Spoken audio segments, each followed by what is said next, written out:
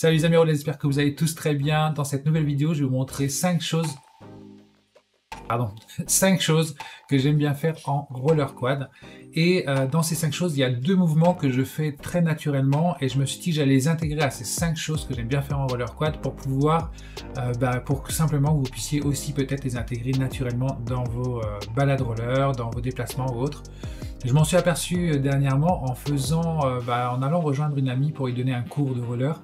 Et en allant la rejoindre, j'étais avec mes rollers et j'ai fait plusieurs freinages, plusieurs virages, plusieurs choses pour arriver à l'endroit où je devais aller. Et je me suis dit, tiens, c'est marrant parce que très naturellement, je fais toujours la même chose. Et en fait, on attrape des réflexes de patineur et on fait toujours la même chose très naturellement. Donc il y a 2 mouvements que je fais très naturellement et tout le temps en roller. Et je me suis dit que toi, peut-être que tu débutes sur tes rollers et ça peut peut-être t'aider de te dire, tiens, je peux peut-être intégrer ce mouvement-là parce que c'est quelque chose de naturel et qui peut justement m'aider fortement dans mes déplacements et me donner de l'assurance pour le coup. Alors pour mes abonnés habituels, ceux qui me suivent tout le temps et qui regardent toutes mes vidéos le dimanche, vous allez pu vous apercevoir que depuis quelques temps je fais un peu moins de vidéos, mais ne vous inquiétez pas, je vais super bien. Le seul souci c'est qu'en ce moment on est en confinement, donc je peux pas aller faire des balades roller pour pouvoir vous faire plein de vidéos. À propos, j'ai retrouvé ma caméra, ça y est, elle est réparée et j'ai acheté des petits trucs pour protéger les lentilles, comme ça si elles tombent c'est les trucs en plastique qui cassent et pas ma caméra. Voilà, donc vous inquiétez pas, c'est revenu. D'ailleurs je tenais à vous remercier encore une fois tous ceux qui ont participé pour que je puisse la retrouver et vous faire de belles vidéos. Petit bémol, et oui, il faut qu'il y en ait un, on est actuellement à La Réunion en confinement, donc pour les balades, c'est un peu mort pour le moment, parce que je suis limité à 10 km de chez moi, et à 10 km de chez moi, c'est Saint-Pierre, et Saint-Pierre, je t'ai déjà fait une balade que tu vois là, et donc du coup, j'allais pas te refaire des balades Saint-Pierre, ça servira à rien, donc je vais attendre de plus avoir le confinement pour pouvoir aller à des endroits plus sympas et te faire de petites balades bien plus agréables sur l'île de La Réunion, parce qu'il y a encore plein de choses que j'ai envie de te montrer, et ça, ce sera dans les sections balades. Petite chose aussi, au secours, help, aidez-moi, je suis en manque d'inspiration. J'en suis à la 91e vidéo aujourd'hui avec cette vidéo-là et je ne sais plus quoi faire comme tuto. Je sais plus, j'ai fait tellement de tutos en roller quad basique à danser, à sauter, à faire plein de choses, que du coup je ne sais plus quoi faire en tuto, j'arrive plus, je manque d'inspiration. Donc dans les commentaires, si tu as des tutos que tu n'as pas encore vus sur la chaîne BBRQT, n'hésite pas à les mettre dans les commentaires, ou si tu as des idées, par exemple tu dis ouais, moi j'aimerais bien apprendre à être plus souple ou apprendre à faire à être plus musclé pour telle musculature pour telle chose, pour telle activité du roller. Je sais pas, si tu as des idées comme ça, que tu as des besoins particuliers, n'hésite pas à les mettre dans les commentaires parce que moi, ça sera ma source d'inspiration pour pouvoir te créer des tutos parce que là, ça y est, je sais plus quoi faire. Donc voilà, n'hésite pas à laisser ça dans les commentaires. Et voilà, pour ceux qui s'inquiétaient, donc vous inquiétez pas, je suis toujours là. Et pour ceux qui connaissent pas la chaîne de BRQT, d'habitude, vous me voyez sur mes roller quad et je vous fais des tutos pour vous apprendre plein de choses en roller quad et en français. Voilà pour la présentation. Maintenant, on va regarder les 5 choses que je fais très souvent en roller quad et que j'aime bien faire ou que je fais habituellement. Allez, on est parti. Alors en numéro 5, j'aime beaucoup faire la marche sexy. Je trouve ça très sympa quand je suis en train de rouler et que je peux me retourner quand le terrain s'y prête et faire cette marche que je trouve assez fun.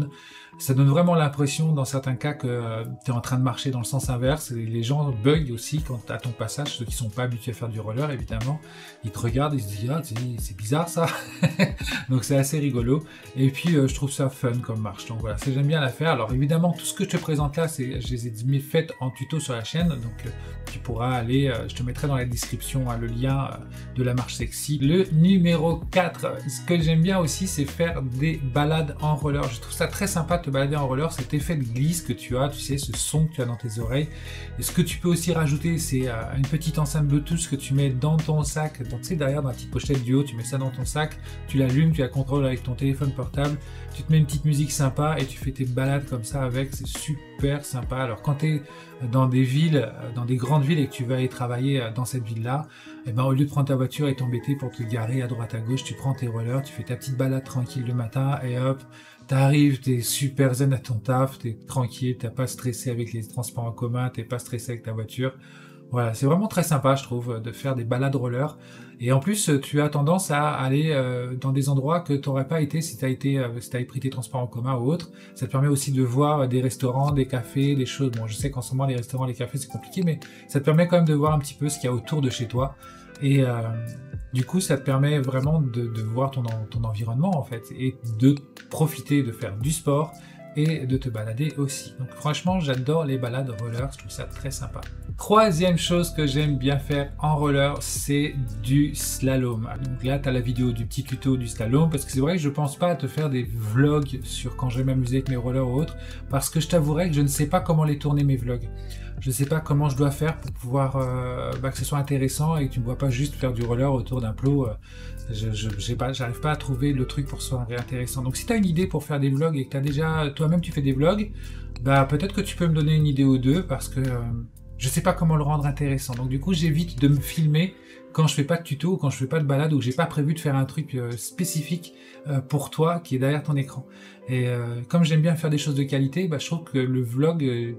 pour moi, ça manque d'intérêt parce que je te dis, oh regarde, voilà, tu passes ton temps à regarder un gars qui fait des tours qui s'entraîne quoi. Donc je sais pas, je trouve pas ça.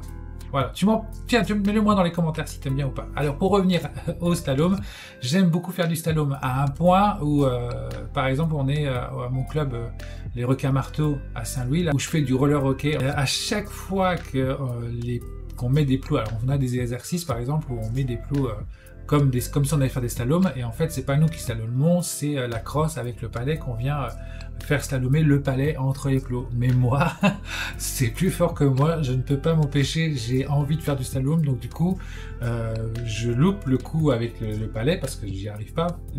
Pourquoi? Parce que j'ai qu'une envie, c'est de slalomer vraiment avec mes rollers. Donc je peux pas m'empêcher quoi. Dès que je vois un truc, même dans la rue, hein, il y a des poteaux qui sont l'un devant, l'un derrière. Enfin, tu sais, les poteaux qui allongent long des trottoirs là pour pas se garer. Ben, quand je vois ça, moi j'ai qu'une envie, c'est de slalomer autour. J'adore faire ça, j'adore slalomer. Deuxième chose que je fais par habitude, que je fais naturellement aujourd'hui, ça a été très très long pour arriver à le faire naturellement parce que c'est un mouvement qui est très technique. Alors c'est plus un mouvement qu'un hobby ou qu'une préférence d'activité dans le roller. Et c'est un mouvement que j'utilise pratiquement tout le temps dans mes déplacements. C'est le power stop.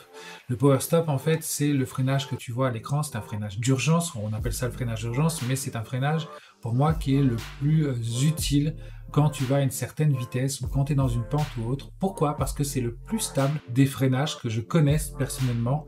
C'est celui où tu tomberas le moins souvent et si jamais tu tombes, tu tomberas du plus bas possible. Donc du coup, c'est très bien parce que ça te demande vraiment de baisser ton centre de gravité au plus bas.